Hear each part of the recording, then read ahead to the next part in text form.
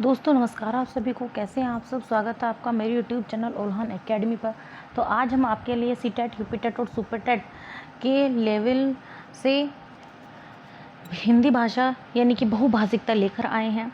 ये आप सबके लिए वीडियो बहुत अधिक यूज़फुल होने वाली है, क्योंकि यहाँ से आपकी 2 क्वेश्चन अवश्य आने वाले हैं, क्योंकि ये वीडियो आपके लिए बहुत ही काम की होने वाली है। तो चलिए स्टार्ट करते हैं हम अपना हिंदी भाषा अध्याय। भाषाई विविधता वाले कक्ष की समस्याएं। बहुभाषिकता या भाषाई विविधता क्या है?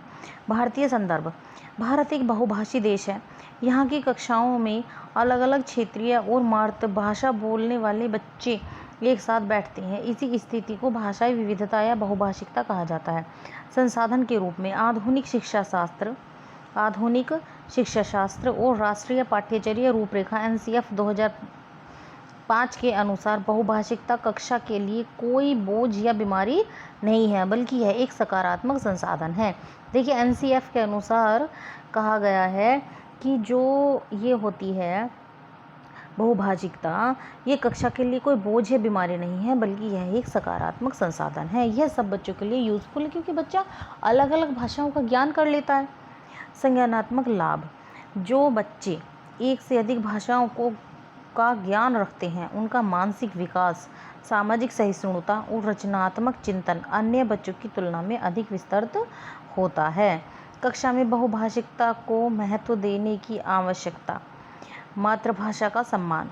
बच्चे के घर की भाषा यानी गृह भाषा उसकी पहचान होती है। यदि कक्षा में उसकी मातृभाषा को स्वीकार किया जाता है तो बच्चा सुरक्षित और स्वीकृत महसूस करता है। भाषाई लचीलापन। विभिन्न भाषाओं के आदान प्रदान से बच्चों का शब्दकोश समृद्ध होता है और वे अन्य संस्कृतियों के प्रति संवेदनशील बनते हैं। अब देखिए त्रिभाषा सूत्र। देखिए, विद्यालय स्तर पर भाषा शिक्षण को सुदृढ़ करने के लिए त्रिभाषा सूत्र लागू किया गया है, जो मातृभाषा या क्षेत्रीय भाषा, राष्ट्रभाषा या संपर्क भाषा और एक आधुनिक भारतीय या विदेशी भाषा जैसे अंग्रेजी को बढ़ावा देता है। भाषा विविधता वाली कक्षा की प्रमुख चुनौतियां या समस्याएं। उचित भाषाई परिवेश का अभाव। स्कूल की मानक भाषा जैसे शुद्ध हिंदी या अंग्रेजी और बच्चे की मातृभाषा में अंतर होने के कारण बच्चों को एक समान और सहज परिवेश देना शिक्षक के लिए कठिन हो जाता है। मातृभाषा का व्याघात। बच्चे जब नई भाषा सीखते हैं तो वे अपनी मातृभाषा के अभ्यस्त होने के कारण शब्दों का उच्चारण या वाक्य संरचना अपनी बोली के अनुसार करने लगते हैं। जैसे सड़क को सड़ाक बोलना।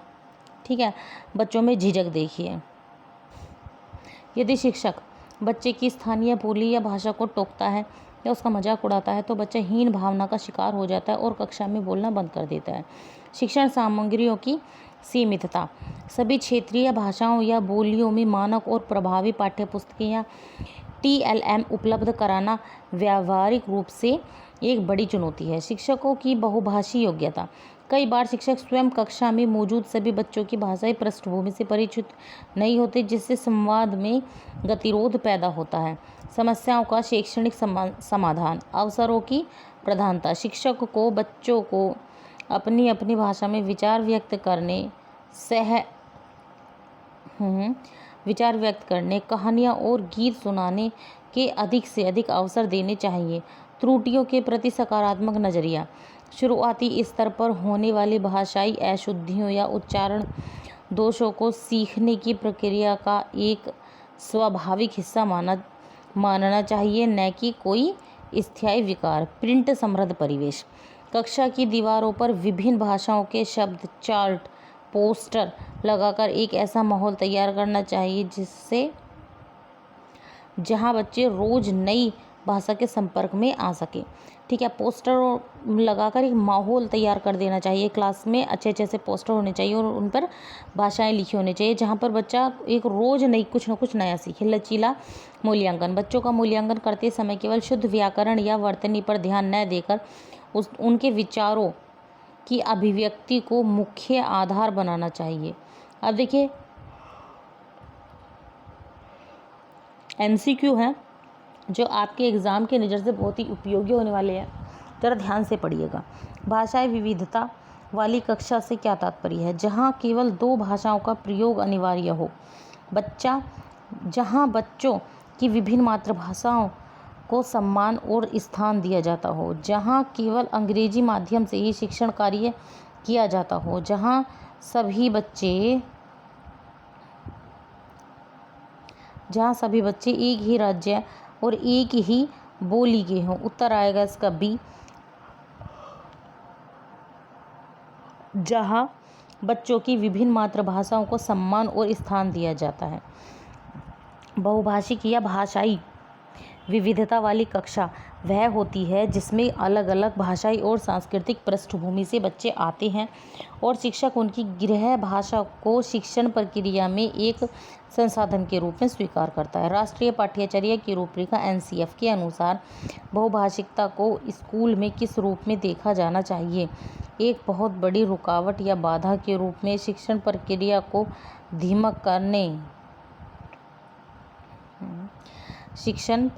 धीमा करने वाले बोझ के रूप में, विद्यालयी जीवन को समृद्ध करने वाले एक महत्वपूर्ण संसाधन के रूप में, एक ऐसी समस्या के रूप में जिसे कक्षा से तुरंत हटा देना चाहिए। इसका ऑप्शन सी आएगा, विद्यालयी जीवन को समृद्ध करने वाले एक महत्वपूर्ण संसाधन के रूप में।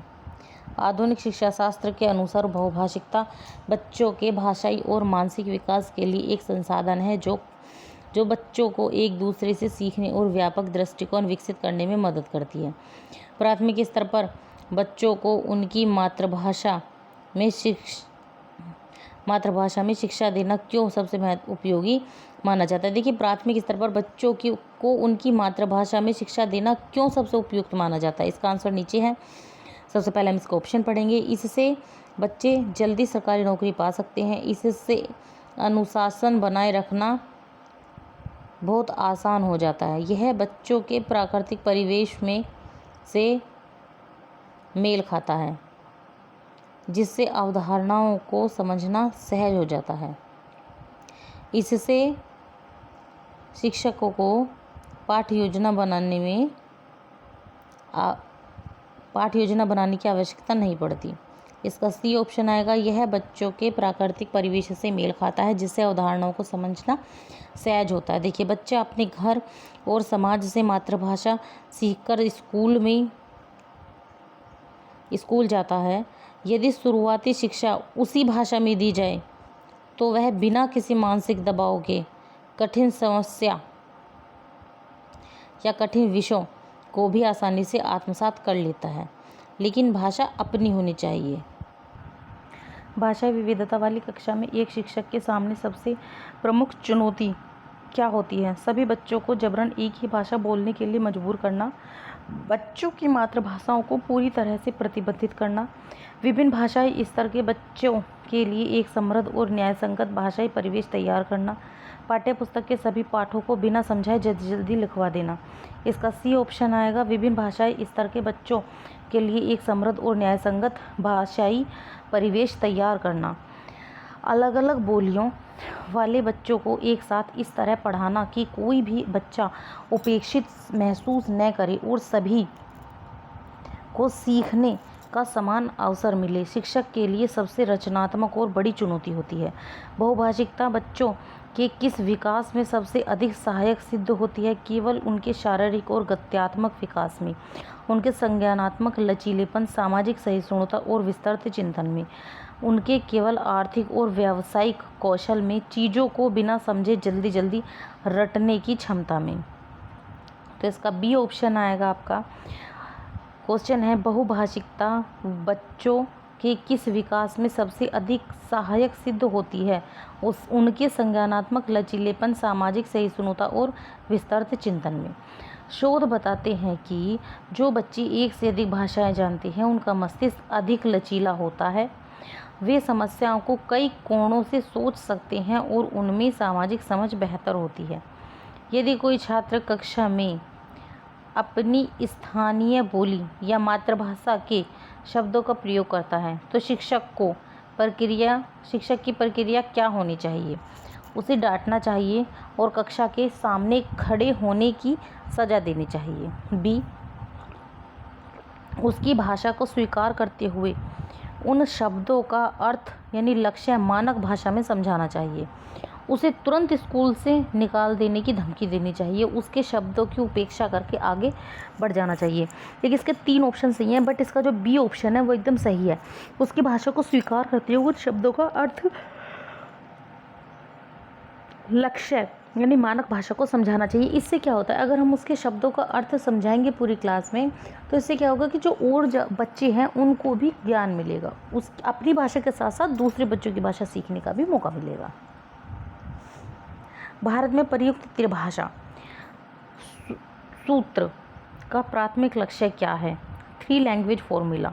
ए, देश से क्षेत्रीय भाषाओं का अस्तित्व पूरी तरह समाप्त करना, भाषाई सामंजस्य बढ़ाना और देश की बहुभाषिकता विरासत में सहेजना, केवल विदेशी भाषाओं को अनिवार्य शिक्षा का हिस्सा बनाना, अंग्रेजों को भाषा की एकमात्र राजभाषा घोषित करना, अंग्रेजी को। अच्छा जी, तो इसका बी ऑप्शन आएगा, भाषाई सामंजस्य बढ़ाना और देश की बहुभाषिकता विरासत को सहेजना। एक्सप्लेनेशन है, त्रिभाषा सूत्र का उद्देश्य है कि बच्चे अपनी मातृभाषा या क्षेत्रीय भाषा के साथ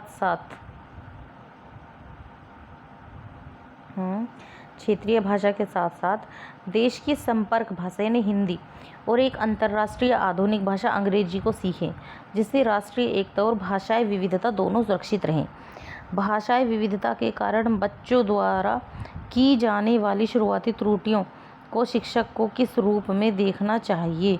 बच्चों की लापरवाही और कम बुद्धिमत्ता के लक्षण के रूप में, भाषा सीखने की प्रक्रिया के एक अस्थायी और स्वाभाविक हिस्से के रूप में, एक गंभीर बीमारी के रूप में जिसे केवल कठोर सजा से ठीक किया जा सकता है, विद्यालय के खराब प्रबंधन और वातावरण के प्रमाण के रूप में। इसका बी ऑप्शन सही है, भाषा सीखने की प्रक्रिया के एक अस्थायी और स्वाभाविक हिस्से के रूप में। एक्सप्लेनेशन देखिए, गलतियां या त्रुटियां इस बात का सबूत हैं कि बच्चा सीखने का प्रयास कर रहा है। जैसे जैसे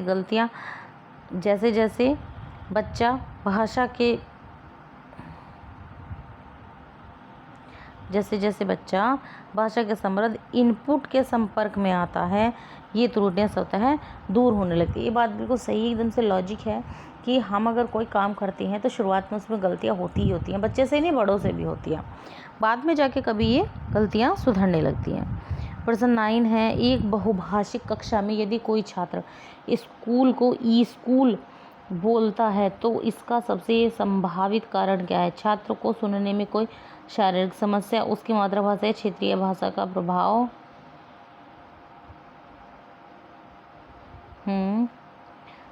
चलिए इसके हम एक बार और पढ़ते हैं।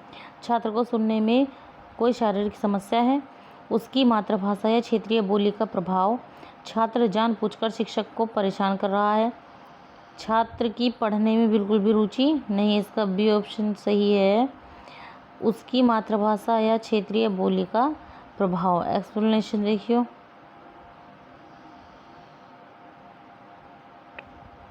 देखिए इसकी एक्सप्लेनेशन है, कई क्षेत्रीय बोलियों में संयुक्त व्यंजनों से पहले ई स्वर लगाने की प्रवृत्ति होती है, यह मातृभाषा का प्रभाव है जिससे अभ्यास के माध्यम से धीरे धीरे सुधारा जा सकता है। जी ठीक है।